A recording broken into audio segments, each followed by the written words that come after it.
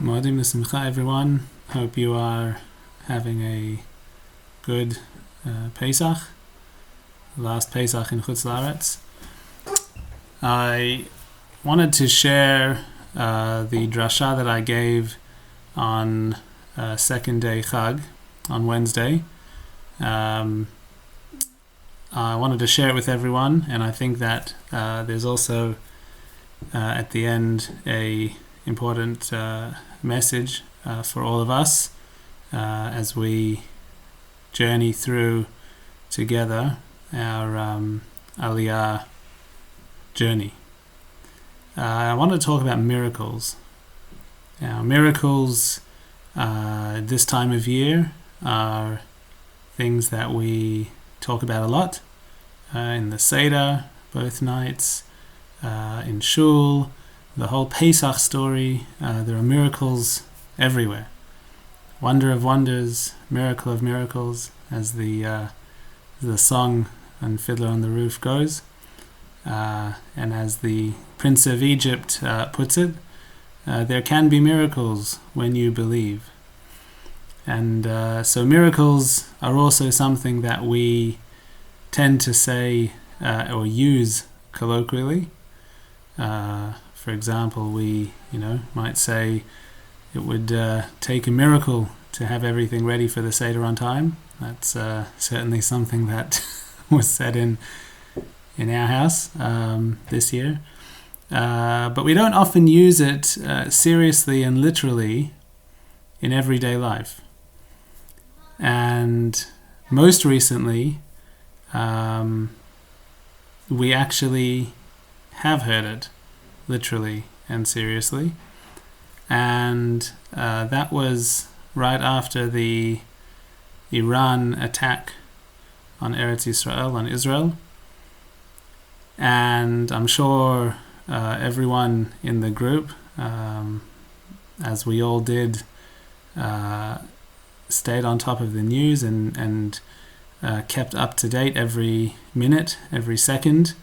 And I'm sure everyone knows the details, but just to give a brief recount, Motzei Shabbat, the 13th of April, and into early Sunday morning, Iran, together with the Iraq Islamic Resistance, Hezbollah, the Houthis, they launched an attack against Israel.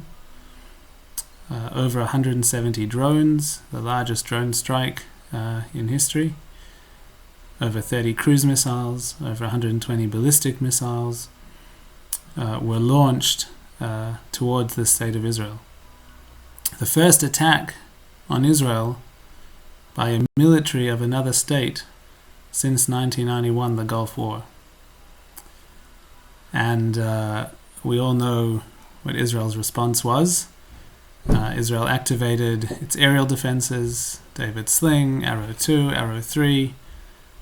The Israeli Air Force, together with a coalition of allies, the US, the UK, France, Jordan, reportedly Saudi Arabia, managed to also activate and intercept drones, missiles, and the outcome was 99% interception, extraordinarily successful. Minor damage sustained to the Nevatim and Ramon air bases, and one Bedouin girl was injured. But overall, the defense was a big success. And Iran and its allies failed to inflict any major damage or casualties. And there was a wide range of opinions. Some wanted to claim that the attack was just a stunt, a PR stunt for show, that they weren't really trying to cause damage, and others claimed that no, the attack was intended to cause much more serious harm and damage than actually eventuated. And there were different opinions also on what Israel's response should be. Should Israel retaliate? Should Israel not retaliate? Should it retaliate militarily, immediately, in other ways? And so I'm not going to weigh in on on any of those, but the broad consensus was that the defense operated exceptionally well, beyond all expectations. Well, how well did it operate? Well, those that follow social media, you might have seen Hillel Fuld. He immediately posted that he posted a video of the missiles being launched, and he said, "This is what Iran launched at Israel last night. And if you think the fact that there was not one casualty in Israel is anything short of a miracle, you need to clean your glasses."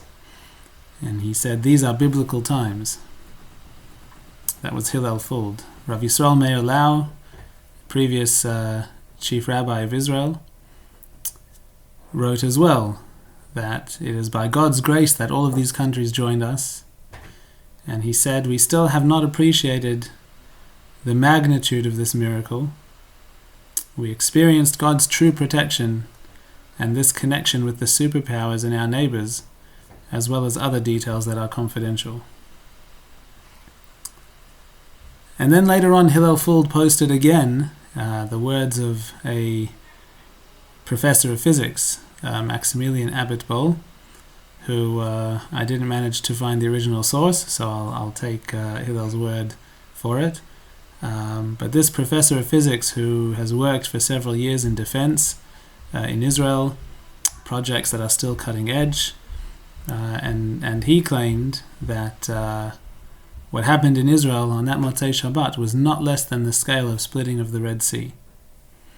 He explained that scientifically it just can't happen, statistically. If you look at the likelihood that everything works out, that does not exist in the complex systems like the defense systems that Israel used to defend the massive attack. He went on to say that these systems have never really been tried in real time, and he took out a pencil and did some calculations to check the statistic probability that such a result would materialize, such a incredible success. He said that the large number of events that had to be handled, each missile or UAV has to be handled independently, and so that compounds the chance of making a mistake, that either by human error or some deviation of one operation, that the chance of everything working so well, even if we got 90% protection, that would have been a miracle. He said that everyone, the pilots, the systems, the operators, the technology operators, everyone acted as one man at one moment in total unity.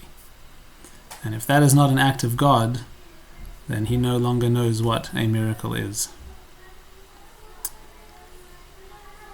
And even among the various responses around the world, I'm sure many in this group attended a shul that had some kind of response. The OU publicized, they published that everyone should include, in addition to the regular Tehillim, they should include also chapter 100, Tehillah Kuf. And that Tehillah is really the Mizmor LeTodah. That's the saying thank you to Hashem in place of the Korban Todah that we would bring in the times of the Beit HaMikdash. And that's in fact what we did in our shul as well. And other organizations suggested other Tehillim, Kuf Lamed Vav, Ahodel Hashem Kitov Ki Olam Chasto, and various other ways of thanking Hashem. And so the question that I want to discuss is, was that really a miracle? And like I said, we mentioned the word miracle many times, most recently, of course, in the Haggadah, towards the end of Magid, after we've told the whole story. We say, Lefichach anachnu chayavim lehodot lehalal leshabeach lefaer. Therefore, we have to give thanks and praise and exalt Hashem. Lemish asa lanu v'avatenu et kol hanisim ha'elu, that to the one Hashem that did for us and our forefathers all of these nisim, all of these miracles. And if you Google the dictionary definition of miracle, the dictionary definition is that a miracle is an extraordinary or welcome event that is not explicable by natural or scientific laws and is therefore attributed to a divine agency. And so I want to look into what's a nes, what's a miracle in Torah, in Judaism. If we look at how many times the word nes, miracle, appears in Torah, the word nes appears in the Torah 3 times, only in 3 places, and they're not the usual places that you would think. It doesn't appear by the 10 plagues, it doesn't appear by the splitting of the sea, it doesn't appear by the man, it doesn't appear when we get water miraculously from a rock. The only 3 times that the Torah uses the word nes. The first time is by Amalek, after we have left Egypt and are through the sea, and we encounter the war with Amalek. We all know the famous story that Moshe tells Yoshua to go and choose men to fight, and the Torah says that as long as Moshe's hands were up, then Bnei Yisrael would win, and when Moshe would put his hands down, Bnei Yisrael would start to lose. Eventually, we Baruch Hashem, we won, and the Torah says, Vayiven Moshe Mizbeach, Moshe builds a Mizbeach, an altar, Vayikra Shemo Adonai Nisi, and he called it, the name of this Mizbeach that he builds in giving thanks to Hashem, he calls it Hashem Nisi. Hashem is my miracle. That is the first time the Torah uses the word nes. The second time, perhaps even more random and obscure, is by the Nachash Nechoshet, the famous copper serpent, the copper snake, that Moshe made during one of the episodes of Bnei Yisrael, one of the many episodes of Bnei Yisrael complaining and whinging in the desert. Hashem sent a nachash, a fiery serpent that bit the people, and people would die from that.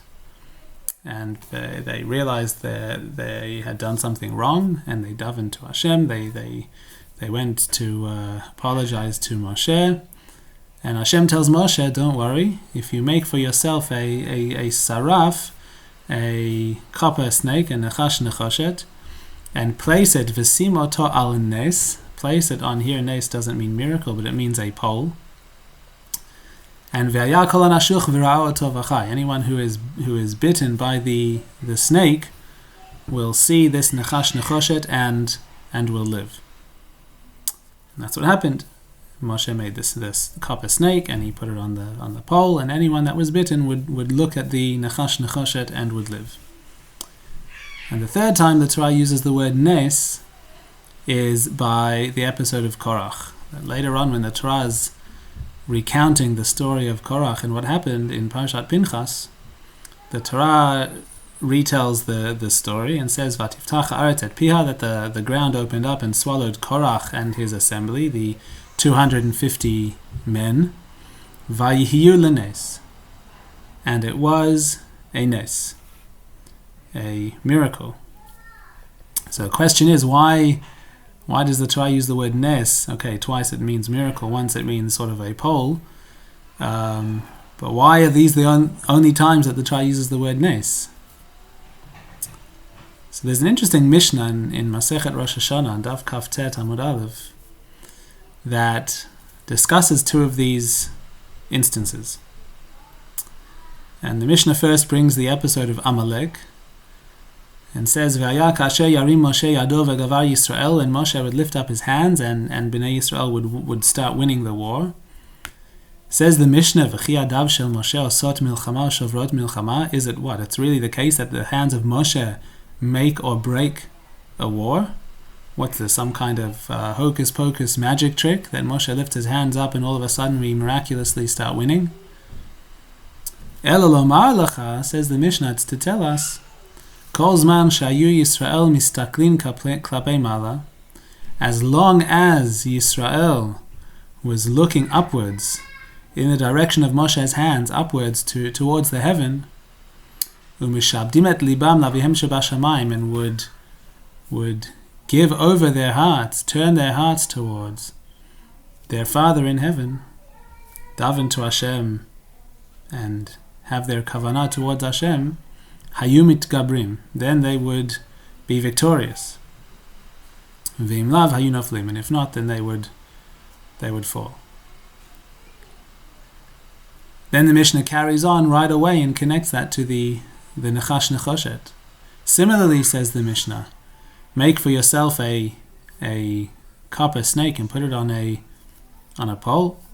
V'chi nachash memitu nachash mechayed. Does a copper snake have the power of life and death?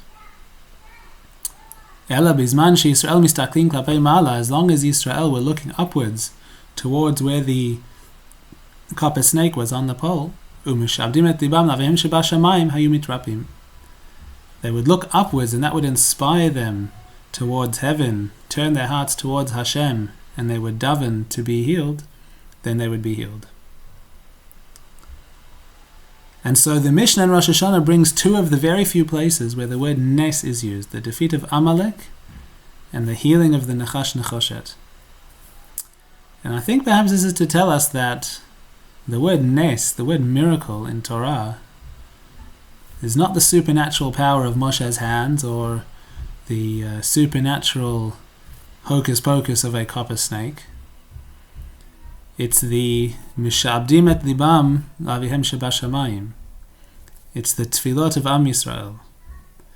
It's the transformation from being I-centric to being God-centric. The Torah's concept of nes is not a type of an event. It's a reference to how that event should make us feel and behave. What about the third nes? What about Korach? So when the Torah describes that the ground swallowing up Korach, vayihiyu lenes, that was a nes, Rashi explains, what does nes mean? It means le'ot u'lezikaron. It means that it was a sign. We've seen lots of otot, lots of signs and wonders over the last week. It's an ot and zikaron. It's a sign and a remembrance. That what happened to Korach is supposed to stir something within us to be aware of what Hashem wants from us. That not everyone can just go and decide to become Kohanim like Korach and his followers wanted to do. And it was for us to change how we act and how we think. And so a nes in Torah is not a description every time there's divine intervention supernaturally. It's a description of events that call for us to connect with Hashem. And in the context of Yetziat Mitzrayim, it's the same. We mentioned the Torah doesn't use the word nes by Yetziat Mitzrayim. It uses other words, otot, muftim, signs and wonders. The Haggadah uses the word nes. In our age of science and enlightenment, sometimes we can gain a better understanding of history, a better understanding of Torah. And so within the rationalist world, there are two main approaches to Yetziat Mitzrayim. One approach is that the text is not necessarily totally literal, historical, and rather deals in metaphors and philosophical teachings. And that's one approach, that the lessons about the nature of Hashem and how He wants us to behave, that is what the Torah is imparting to us. And one of the latest episodes of the Orthodox Conundrum podcast I highly recommend. Rabbi Dr. Raphael Zarum has a brilliant approach to this. But the second approach, from the more rationalist camp, is to try and investigate how events in the Torah would have or could have occurred naturally, and not through supernatural intervention. And Rabbi Sachs and others deal with some of this and mention it. For example, the plague of blood, the plague of dam. There's a type of purple sulfur bacteria called chromatochae that in certain bodies of water, fresh and salt water, if it's low oxygen, it can turn the water blood red, as it's done in a couple places in the US and other places. And so some want to suggest that perhaps some kind of phenomenon like that is what turned the water in Egypt, the Nile, to look like blood. Also the plague of darkness, for example. The Torah says that Hashem told Moshe to stretch out your hands towards heaven, and there will be darkness. Veyamesh choshech. And it will be a tangible darkness, a darkness that you can feel. Some want to suggest that perhaps that's a reference to this phenomenon called chamsin, which is a sort of a dry, hot sort of windstorm that can last for days, several days. And during a windstorm, that obviously blocks out the light, and it's dark, but it's a darkness that is tangible. That's something that you can feel it. Even by the splitting of the sea, and this is also something that Rabbi Sachs has touched on once or twice, that it's not necessarily just the case that Moshe stretches out his hands and the waters supernaturally stand up like a tall column. But if we look in the Torah says, Vayet Moshe et yado al hayam, that Moshe stretches out his hand onto the sea, Vayolech Adonai et hayam beruach kadim hazak kol halayla. And Hashem caused a strong east wind to blow all night. For hours and hours a strong wind was blowing. Vayasem et hayam lecharava vayibak'u hamayim. And that made the water dry, and the water parted. And there's a professor at Cambridge, Colin Humphreys, who describes this phenomenon called wind tide. And wind tide essentially is if you have a strong wind blowing along the surface of a body of water, if the shoreline is sloping a little bit, then that wind can force the water back and it can expose hundreds of meters of shore. And so perhaps this concept of wind tide is what happened during this, after the strong wind that was blowing all night, and perhaps that is how the sea parted. And if that's the case, well, where are all the miracles? Where are the nisim v'niflaot, the otot u'moftim? Where is all the wonder of wonders, miracle of miracles? Where's the Prince of Egypt? And I think that as we've seen, both from the examples that we saw in the Torah using the word nes, and by Yitziat Mitzrayim that we just discussed, a miracle in Judaism, a miracle in Torah is not necessarily something supernatural. I perhaps would argue Davka not supernatural, that just could be my rationalist tendencies, but rather a nes is an indication, a sign, it's a message or a hint that Hashem is there, that Hashem is with us and wants us to be with Him. As Rav Soloveitchik describes in his work, The Emergence of Ethical Man, he says, what is a miracle in Judaism?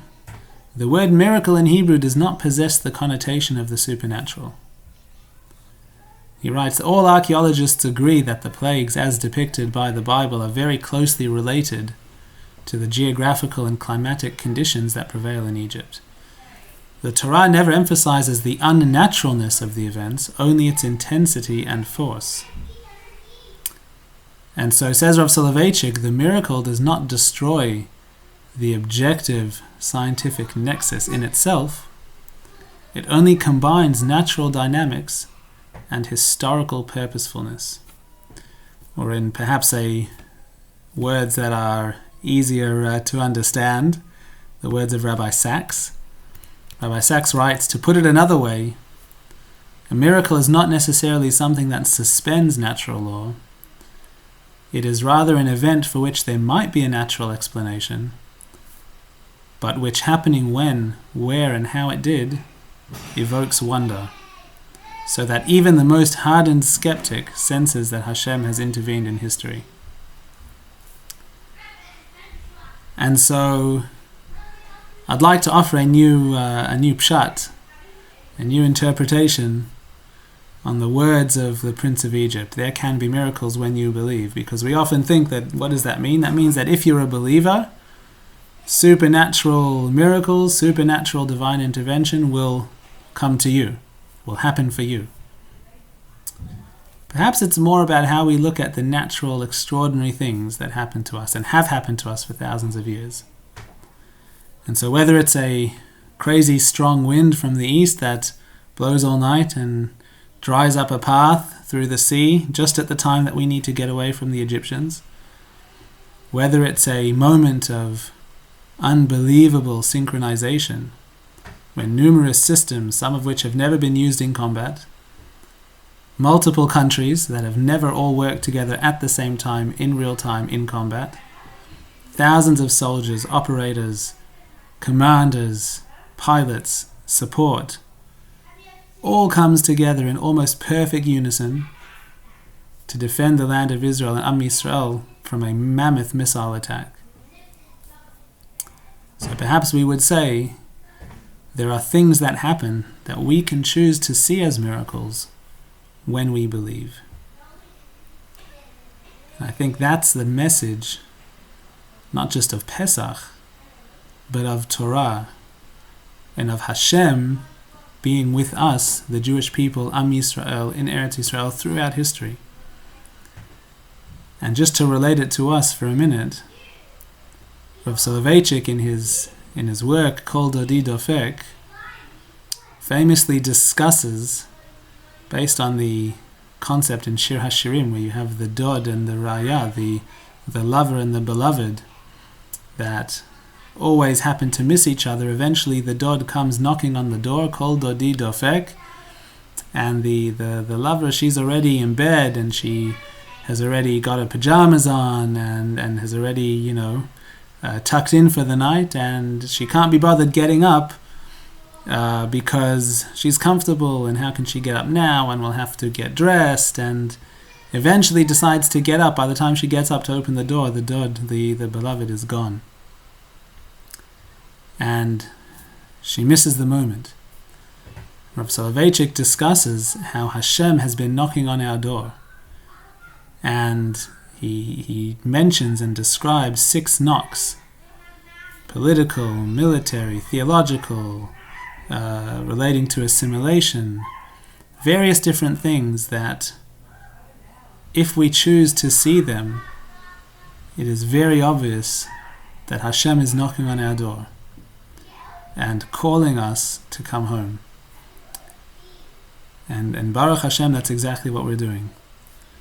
So I want to give everyone chizuk. First of all, Chag Sameach for the rest of Pesach, and chizuk and a shkoach that we are able to look and see Hashem knocking on our door, and that we're able to get to the door and open the door and answer that call, recognize the nes before it's too late, and that very soon we'll be joining our brothers and sisters Am Yisrael in Eretz Yisrael, Bekarov B'Yameinu, very soon.